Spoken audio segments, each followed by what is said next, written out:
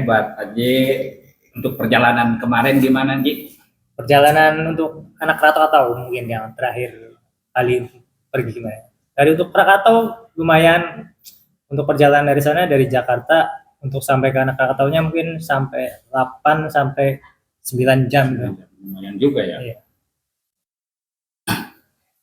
Terus untuk makan dan segala macam itu, Nah itu karena saya ikut open trip. udah ada di sana. Udah open trip disediain. Ya, itu open trip itu udah segala transport, tiket, tempat tinggal dan makan udah termasuk ya. Kita dari Jakarta itu udah ada Mepo Point. Mepo Point-nya di Cawang. Dari Cawang kita akan kumpul dengan teman-teman yang lain. Kita berangkat dari jemputan sampai ke Merak. Dari ke Merak juga nanti berkumpul lagi dengan teman-teman yang lain juga, naik kapal feri dari Merak ke Bakahuni mungkin sekitar 2,5 jam ya. Dari Bakahuni kita naik angkot lagi dari Lampung atau dari pesisir 1,5 jam ke Pelabuhan Canti.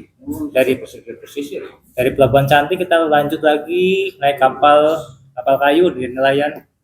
Mungkin 1,5 jam kita akan berhenti dulu di Pulau Sebuku buat istirahat. Ya, mau istirahat sama explore pulau, snorkeling itu mungkin 1,5 atau 2 jam 3 jam.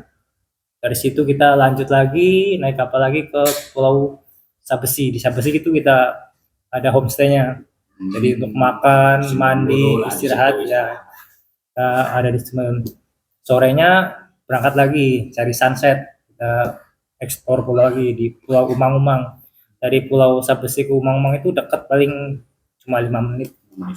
Cuman kita naik kapal, turun lagi, kita turun ke Pulau Umang-Umangnya pakai kapal kecil karena banyak terumbu karangnya gitu. Jadi kapal besar nggak boleh dekat-dekat. Ya, kita harus dilansir turun kapal kecil baru ke Umang-Umang. Nah itu sorenya balik lagi istirahat di Pulau Sabesi, tidur sampai pagi subuh kita bangun, persiapan lagi perjalanan lagi kita menuju ke Pulau Anak Krakatau. Itu perjalanan mungkin 1,5 jam dari Pulau Sabesi ke Anak Krakatau. Pas kemarin juga mungkin ombaknya cukup bagus, agak gede segala macam, jadi banyak teman-teman yang tumbang, mabok, muntah-muntah di perjalanan itu. Mabok laut ya. Karena ombaknya cukup gede. Kalau orang yang tidak terbiasa 90% pasti akan tumbang, itu muntah-muntah ya. Pasti orang nggak biasa pasti bakal tumbang lah. Hampir 2 jam dari subuh kita nyampe di Pulau Anak Krakatau, menyandar mungkin jam 6. Jam 6 kita kumpul absen-absen anak-anak, baru kita naik ke Anak Krakatau. Cuman kalau itu kan nggak jauh. Kalau di santai gitu trekking kita dari bawah sampai puncak mungkin 1 jam. Cuman itu agak bahaya karena masih aktif gitu. Itu juga di kawahnya udah agak bulat, emang udah waspada, mungkin statusnya agak berbahaya. Cuman karena itu salah satu tempat penarik wisatanya ya, mau nggak mau tetap dibuka. Itu agak salah satu. Yang didapat dari perjalanan apa aja Mas? Untuk apa ya? Yang perjalanan dari pengalaman dari luar negeri, ya dari itu gitu. Ada snorkeling, naik gunung, pantai, itu komplit. Itu wisata yang komplit bagi yang pecinta pantai, gunung, itu udah komplit karena semuanya dapat dalam satu perjalanan. Gunung dapat, pantai juga dapat. Biasanya persiapannya gimana aja sih? Kalau open trip sebenarnya sih simple ya, karena semua udah disediakan sama mereka. Kita cuman bawa peralatan pribadi ya, baju ganti, cuman alat mandi, itu aja sih. Oh, udah disiapin dari sana semua? Enggak, ya pribadi. Kalau untuk yang umum, kalau makan homestay udah siapin. Kita cuman bawa barang pribadi ya, baju, sikat. Kalau untuk naik gunung, nah kalau naik gunung mungkin yang paling berkesan itu Raung, Gunung Raung di Banyuwangi, Jawa Timur. Itu perjalanan dari Jakarta ke Banyuwangi dengan kereta itu hampir 15 jam. 15 jam naik kereta. Kita berangkat dari Jakarta jam 12 siang, naik kereta 15 subuh nyampe di stasiun Kalibaru. Itu kalau misalkan naik gunung itu suka sampai pucuknya enggak? Sampai pucuk kan. Kecuali ada enggak barangkali ya, sampai pertengahan gitu ya, jangan misalkan nggak boleh sampai pucuknya, ada larangan gitu. Ada beberapa, kalau memang cuaca sama Tergantung tubuh. cuaca. Ya, cuaca kalau memang cuaca tidak bagus ya kita stop di pertengahan itu, jangan dipaksa, bahaya itu.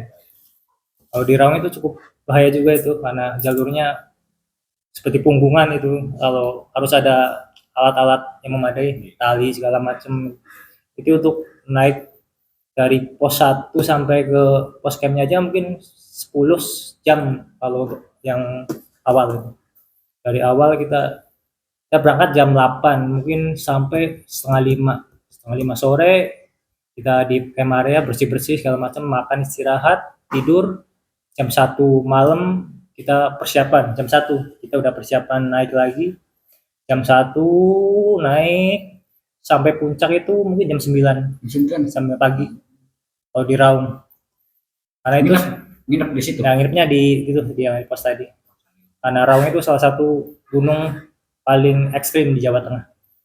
Itu ada Di Jawa Bogor. ada kejadian unik nggak Mas gitu selama perjalanan? Ya, Gitu. kalau aku sebenarnya sih nggak percaya hal-hal yang mistis gitu ya. Sebenarnya kalau aku pribadi nggak ada. Cuman kalau untuk orang yang percaya gitu, ya akan ada aja. Ada, Ya. ya.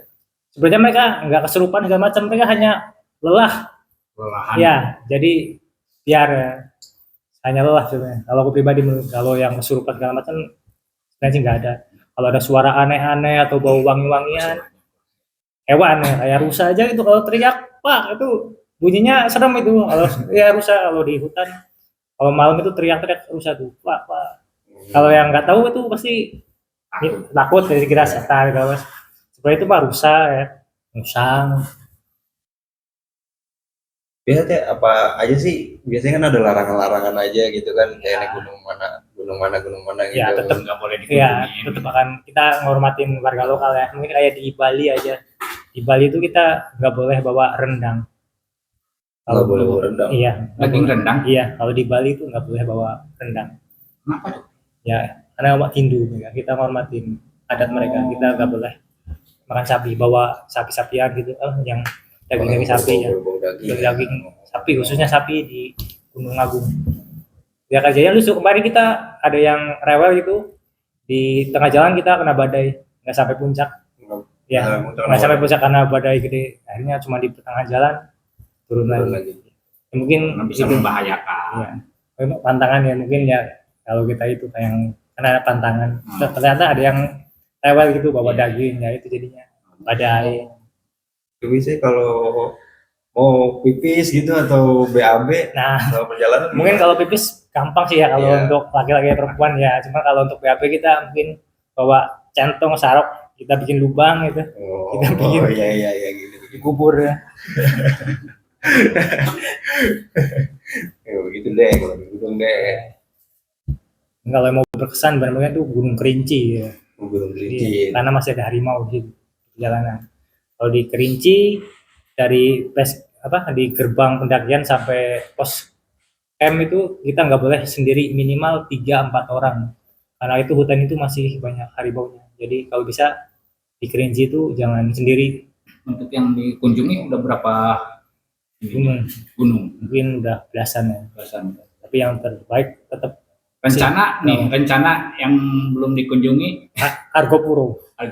Ya, karena itu trek terpanjang di Jawa Tengah, mungkin sampai 40-50 km kita jalan kaki. Itu makan waktu 4 hari. Oh, jalan kaki. Nggak ada kendaraan sama sekali. Enggak, 4 hari. Itu trek terpanjang di Pulau Jawa, mungkin di Pulau Jawa. Mungkin yang bisa ngalahin cuma Leser di Aceh. Kalau di Aceh 2 minggu.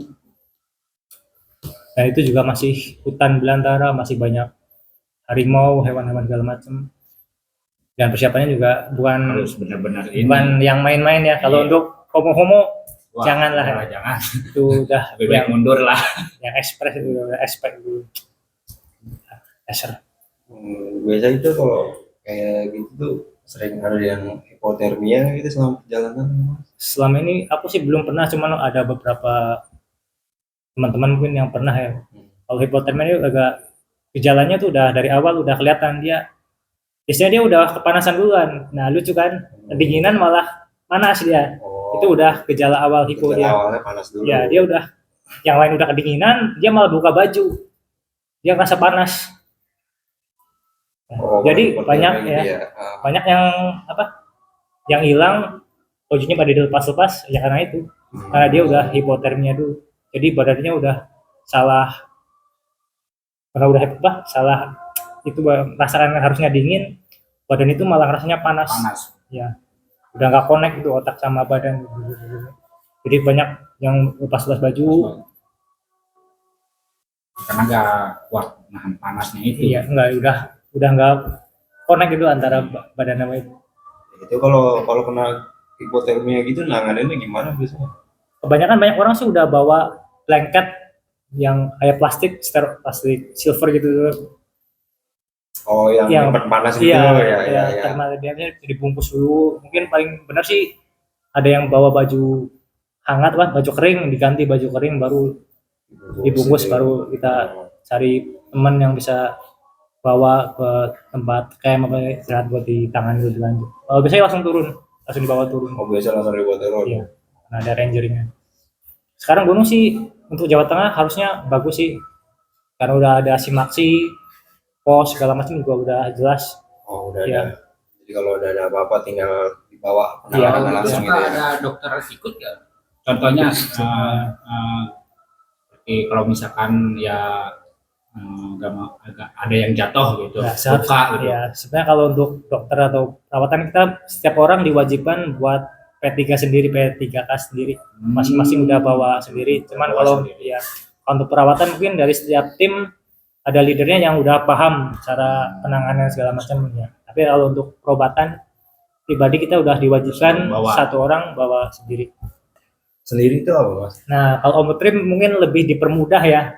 Kalau sekarang pokoknya segalanya udah dipermudah, dari tenda, makan segala macam udah dipersiapkan sama timnya. Kita cuman bawa alat pribadi segala macam. Kita hanya memikirkan peralatan pribadi. Kalau untuk perjalanan pribadi ya, kalau untuk pribadi agak ribet soalnya sekarang. Dari simaksinya kita harus rebutan karena ada beberapa gunung yang kuotanya terbatas gitu. Jadi kalau untuk mau naik gunung, kalau ada temennya mungkin enak, waktunya bebas segala macam, agak santai untuk pribadi ya. Soal open trip kan kita ngikutin jadwalnya mereka, tapi lebih senang sih sebenarnya pribadi, waktunya kita bebas yang nentuin mau perjalanannya mau gimana, mau dibikin santai. Kalau open trip kan udah ada jadwalnya, kita harus sekian di sini, sekian, udah ada yang harus ditaati itu. Iya. Sebenarnya kalau enak sih pribadi, cuman ya itu kalau naik gunung nggak bisa sendiri, harus ada minimal 4 orang. Ya, nggak bisa. Iya, bisa sendiri. Nah, ini Mas, tips buat open trip teman-teman kita yang nonton nih, Mas. Tipsnya open trip. Untuk open trip ya mungkin lebih ke peralatan pribadi ya. Untuk peralatan pribadi kayak jaket, ransel, sepatu, trekking pole, sarung tangan segala macam. Sebenarnya itu sih kalau untuk open trip, karena selain itu udah disediakan sama tim open trip. Jadi yang paling benar apa, gear kita peralatannya udah komplit, itu aja sih. Udah komplit ya, gitu aja ya. Oke. Mungkin kalau untuk yang pemula, kalau mau coba naik gunung di Gunung Perahu, karena itu dekat, mungkin cuma 3-4 jam kita udah nyampe puncak, dan pemandangannya juga salah satu yang terbaik di Pulau Jawa. Oke. Terima kasih atas kerjasamanya, waktunya ya.